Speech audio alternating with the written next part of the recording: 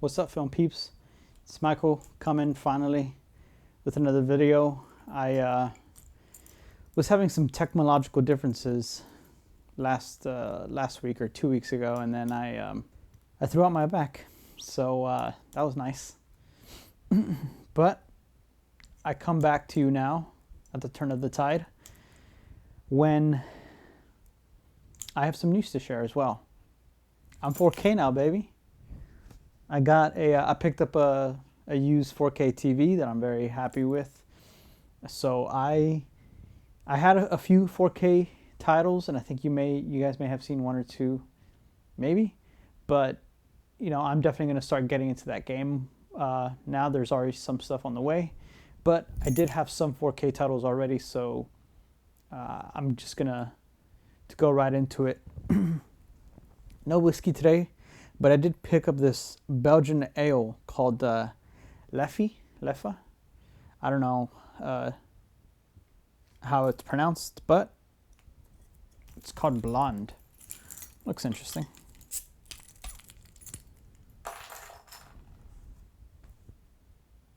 Cheers.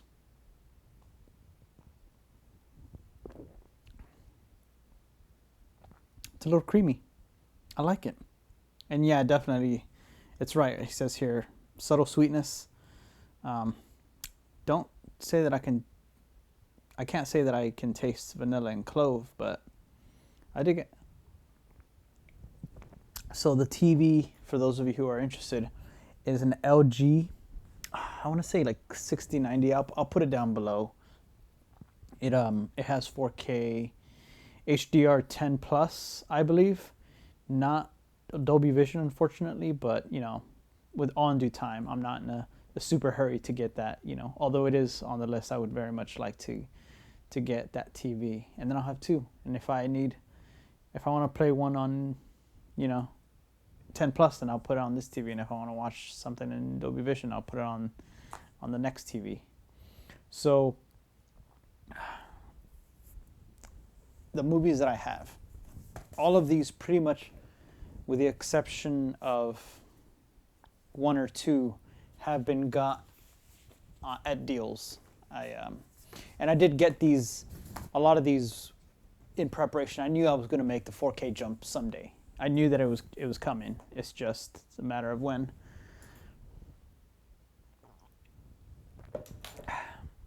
So in no particular order, my latest one, The Elephant Man. As soon as I saw that Studio Canal was putting not just this out in 4K, but in a limited edition with like a thick booklet, like a 60-page booklet, I want to say, I knew I had to have it. It's the same thing I want. They're the Deer Hunter, and unfortunately I can't get the Don't Look Now without paying a pretty penny. But I'm looking at their future release of Flash Gordon, which I've actually never seen. So if you guys recommend it, let me know. It looks fun, and the soundtrack's by Queen, so that might merit picking it up on its own. You all have seen unboxings of this. I'm not going to show you the contents, but I have seen The Elephant Man. It is amazing, and I'm definitely looking forward to watching it, especially with my girlfriend, because she said she watched it when she was young and it freaked her out and she never finished it. So it's going to be nice to see her reaction to this. But it's gorgeous. Also, that's freaking cool, man. So, if that kind of stuff is important to you, I would say it's worth, buying full price or even getting a little bit more than that. But if you just care about the movie, I think they've already released like a standard edition. So just get that. Next is The Fifth Element Steelbook, which I can't even remember now how I got it, but I think it was like at a thrift store. This one I bought brand new at Best Buy. I ordered it online and got it for like $35. It's gorgeous. It's one of my most beautiful 4K or steelbooks, I think. It's just absolutely gorgeous. And the movie's fun too. I popped it in. It looks amazing, So I think this is probably one of my first 4K titles, because you know, I knew this was going to be on my radar. I knew I wanted this because I knew this was going to be something I'd pick up in 4K, but also the Steelbook is just stunning. So I paid like $60 for this on eBay, and I would say it's worth it, even though, yeah, some people, you know, you get the exact same thing. It's, but I don't know, it's just gorgeous, you know. I think it's just beautiful, and I think, for me at least, it's definitely worth it for having, you know, this beautiful thing. I wonder if Titans of Cult is going to release 2049 as well, because I've been eyeing their Blade Runner edition, and even though I have the movie already, but yeah, I think I might get it eventually someday. The Revenant, one of the most beautiful movies I've seen, because I've popped all of these and I haven't watched them all, but I've popped them in, looked at several scenes of all of them. The Revenant is one of the most beautiful ones. It's just stunning and gorgeous. But then, you know, I mean, what else can you say with Chivo's cinematography? It's just gorgeous. Then it's Journey to Space. I think a lot of people who have 4K get something like this. You know, you get something that's supposed to be something that you can reference, you can show off to people. So I'm going to get that Planet Earth 4K as well someday. Black Hawk Down. It's a really good movie. It's probably one of my favorite war movies of all time. Definitely one that was, I think, I don't know if directly influenced by Saving Private Ryan, but definitely in the same vein of like realistic war movie rather than like some of the more classical war movies that are kind of almost theatrical. This is definitely gritty, you know, very realistic. And I have not seen the extended version of it. I don't know if it's good or not, but I think one of these, probably in a couple months, I'll watch the theatrical on like the Saturday, and then the extended on the Sunday, and see how they compare.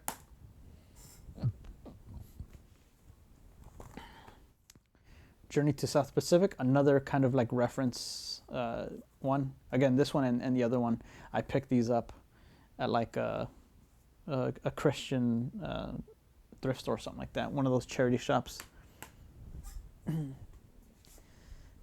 Then comes Once Upon a Time in Hollywood. You know, I think I agree with a lot of people. In some ways, I don't like it.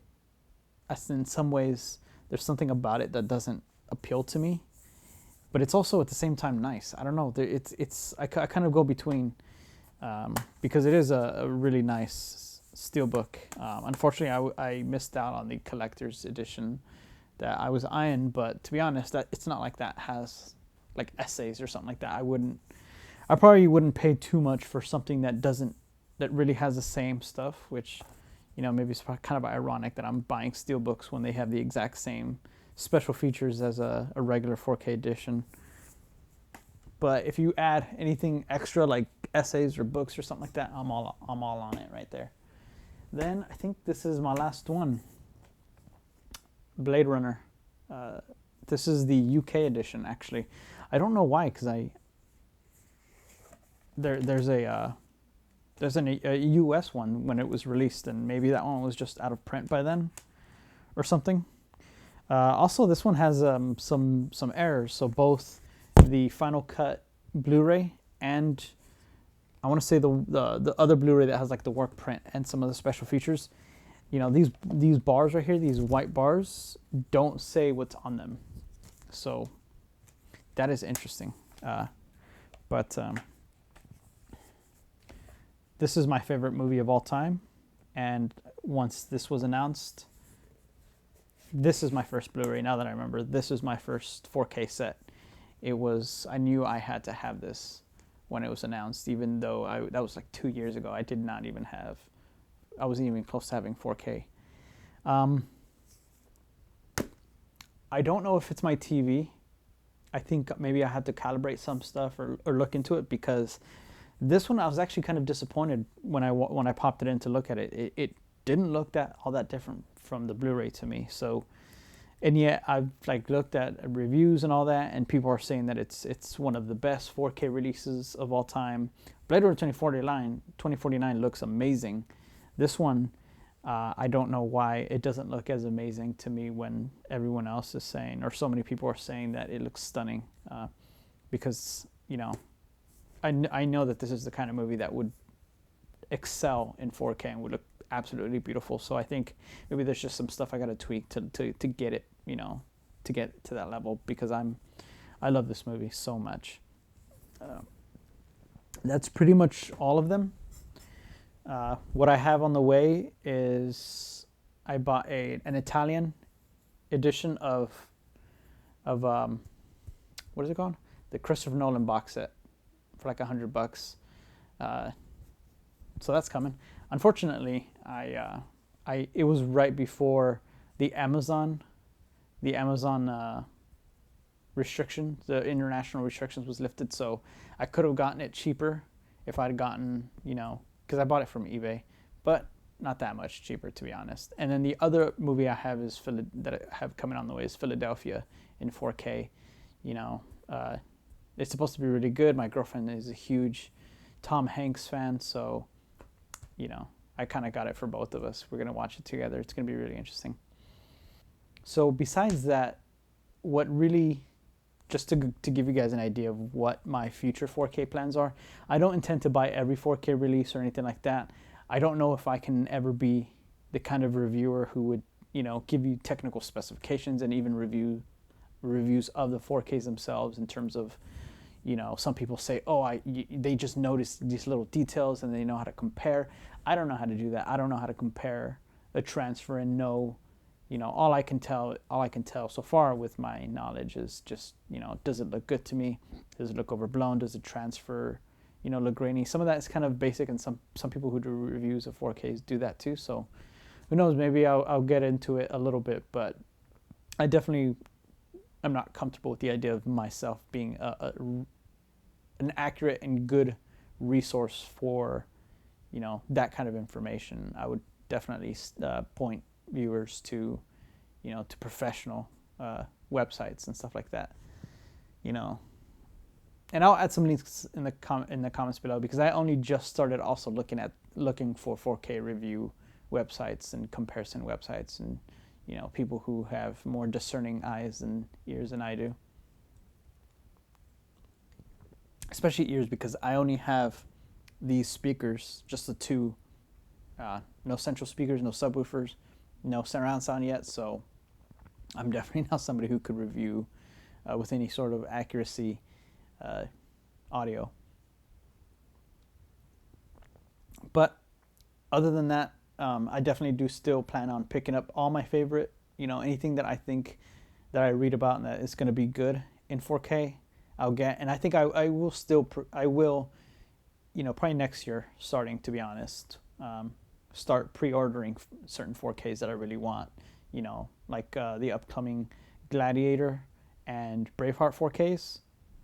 I think those, especially the steelbooks, I'm probably going to get and just check those out like immediately. And so a couple other stuff like Wall-E.